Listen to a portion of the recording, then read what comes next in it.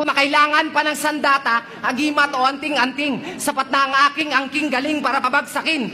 Itong pilingerong feeling magaling, dating-datihan na walang dating. Mga naunang nag-uunahan pa rin, na kaya ko to, kaya ko yan, puro ganto, puro ganyan, mukhang puro, pero di malaman, puro palaman, puro palamangan, puro sumbat, puro kumpara, puro bilangan ng inambag nila.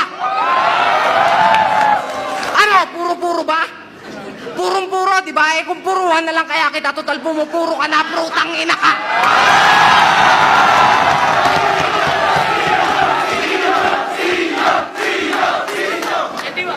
Anong tetrahedral pentagonal band? Dami mong paikot-ikot.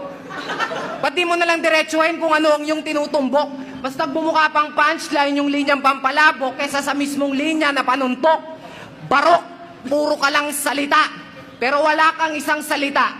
Kaya sa madaling salita, mahirap nang magsalita. Kaya wag ka nang magsalita. Rektahin mo na lang, Brad. Ako pagdating sa laban, ayoko ng puro setup. Gusto ko sabak agad. Sa banatan, malayo ka sa realidad. Yan ang napapala mo kakanood ng Aldab.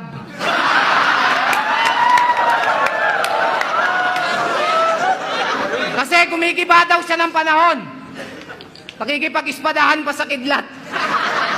Yung mata ng pinya, sabay-sabay niyang pinakindat. Puta bigat! Heavy!